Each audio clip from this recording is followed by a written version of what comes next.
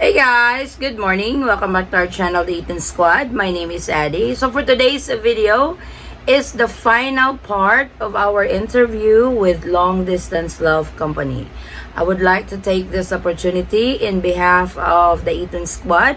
We would like to thank the Long Distance Love Company, particularly Mike, for allowing us to interview them so they can share what services they offer to those couples who wants to be united during the time of the pandemic through a virtual wedding. So let's watch the final clip of our interview with Mike. Behind closed doors, I'm a fool for your love.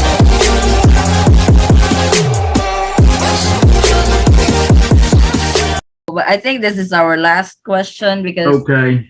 this was experienced by one of our subscribers.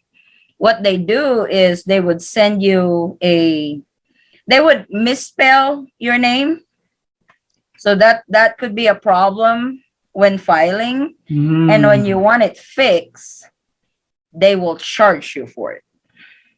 So I know with everything you have told us, I know you guys don't do that. So but if ever there's an error in a document, you guys fix it with a charge, or you guys will fix it for free? Here's how we do it. If they have, and I just had a guy last night, right after his, because when they marry, they get a soft copy of their certificate Yes. right to their email. And Mhm. he's like, "Hey, Mike." And I said, "Well, what did you put on the application?" So I pulled up Yep. his application. I said, "This is what's on the application." He's like, "Man, they totally left off her middle name." I said, "What's on her passport?" I said, "It's got to match the passport." Yep. I said, "Just email Utah." We always have them go right back to Utah for that stuff. Because Mhm. 9 times out of 10, if it's quick enough, they won't charge them, because they do charge a $10 fee. Yes, But 10 here's bucks. the other thing is, I always tell everybody, double, triple check your documents, because Yes. before we officiate the marriage, they'll fix that like 1,000 times, right? Yep. So we always tell them, check your application.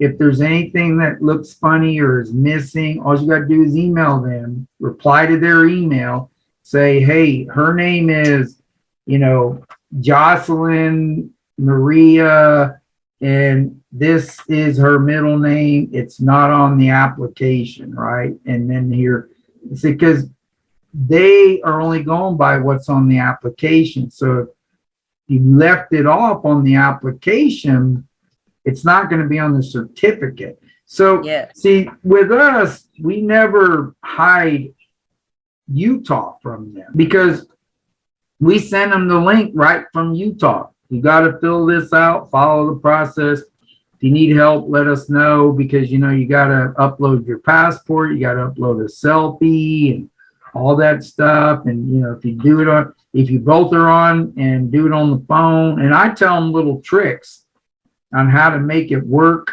so it gets through the verification process with the selfie, because Yep. you can't have you on the phone and she's on the phone and you're taking selfies and you're on 2 different applications. It doesn't work. Yep. So I teach a little trick that they take a really clean picture of themselves, right? Mhm. Send that to who's ever going to fill out the application, print it if they can print it, or have it where when they go to do the selfie, they can upload it, right? So we Yep. kind of learned little tricks like that.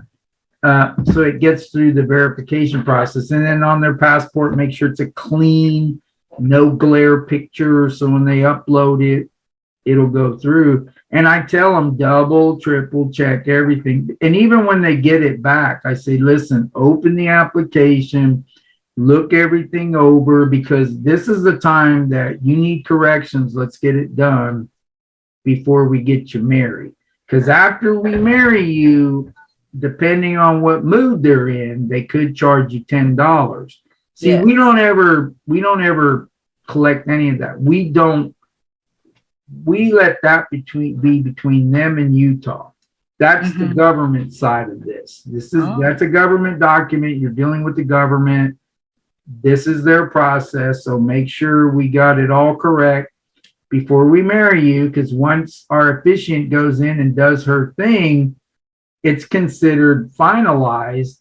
And if you need a change, they're going to charge you $10.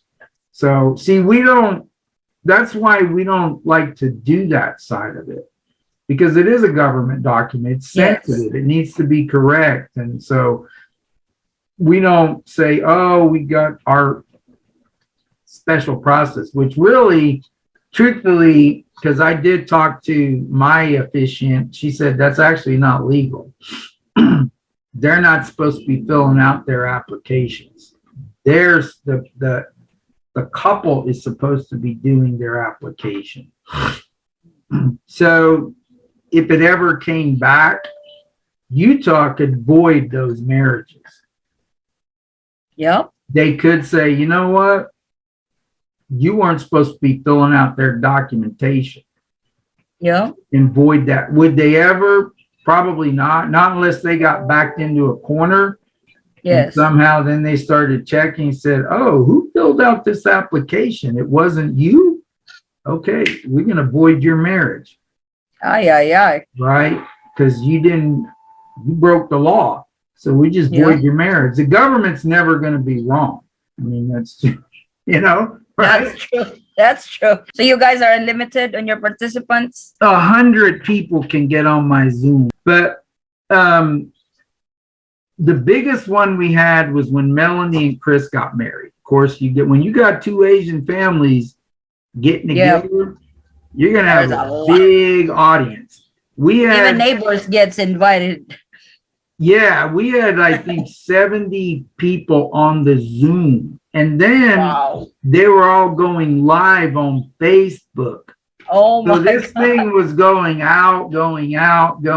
So there's no telling how many people actually saw their wedding. But on the Zoom, we had about 70 get on the Zoom, and I let it go.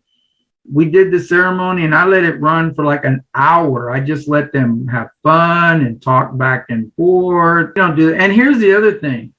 We really try to work, because we know like you guys are up in the middle of the night. We try real hard to work with everybody based on their time zones, right? Like the wedding we did this morning was 7 for Utah, 8 for Utah, 9 for me, 10 for the Philippines, right?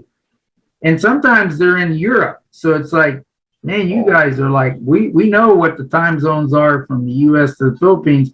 Where are you? And how does that fit? And so we're trying to make it all work, And we do weekends, we do weekdays. So, some are like, well, it's Sunday. It's like, listen, you guys want to get married on a Sunday? Let's just figure out how to get everybody together and let's make it work for you, right? So we really work to make it work for the couple, because we don't say, well, okay, like here's your time slots, pick one, and then you're on the calendar. We work to create your calendar day. Like I know what days, okay, I don't have anything for this day, so like sometimes it's US time, it's later in the evening for us because it's daytime for them. We did one, we try not to do them where we're getting up at 3 a.m. We try not to do that. So, I tell them, listen, guys, I don't want my officiant, she's 75 just years waking up, trying to get up at 4 a.m. to do a wedding. So I do have some limitations where it's got to be like 7 a.m. forward for her. I don't want her getting out of bed at 5 a.m.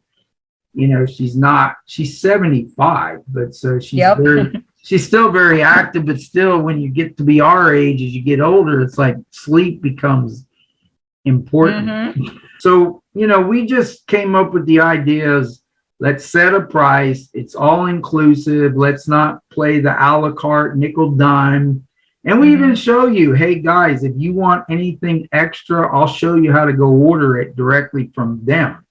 Cool. Because once we do it for you, if you want more, you don't need to pay us to do that. I'll show you how to go directly on Utah site and put it in and make the payment, and they'll send it directly to you.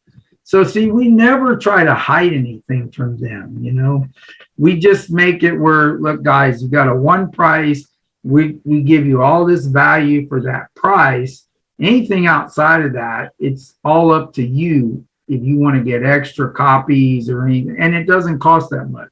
It's like $10 to get an extra certificate of marriage. You know, if you want to do another apostille on your own, I'll show you how to do it and how to pay fees directly to Utah. I mean, you don't have to come back to me to get extras. I'll show you how to do it on your own. Now, if you want me to, then I'll do it. And then, of course, you know, I'll pay you for my little administration process, but I'm not going to make them pay $300.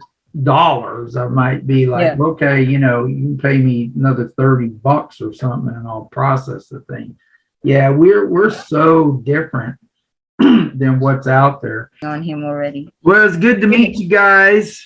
Yes, I really thank you, Mike, for letting us interview you and let us know your service. That it's like you guys are doing awesome to this couple who really wants to be reunited during these trying times. And I think it's really cool. Like we talk about, if we were on the same situation, we would probably do the online wedding too. Yeah. Even if we have not met, we would probably do it. Right. So because I have the Philippines, didn't they just approve, legalize? What? I saw that was working through the Senate. They were going to legalize like the virtual marriages in the country. So like two Filipinos could actually. But, that's.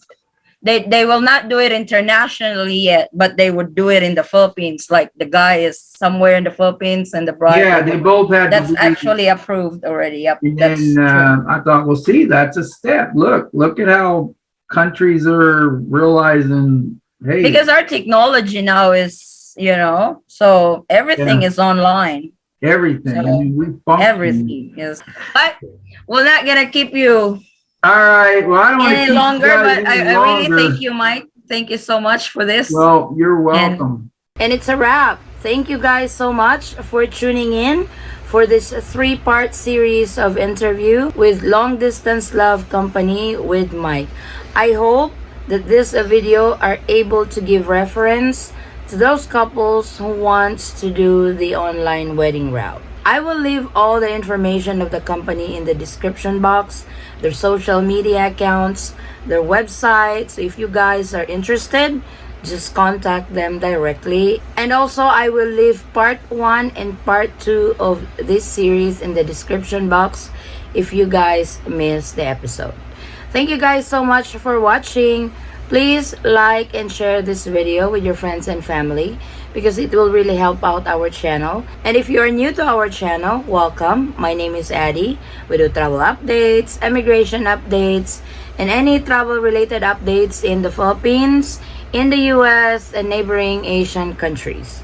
If you are interested in those, please consider subscribing and don't forget to hit the notification bell so you will be notified on updates like this. And to our subscribers, thank you so much for the continued support and trust to our channel from the beginning. And to those who have just subscribed to our channel, we thank you in advance for the trust and support that you guys will be putting in our channel. I hope to see you guys in our next travel update. Stay safe, stay healthy, and God bless everyone. Bye.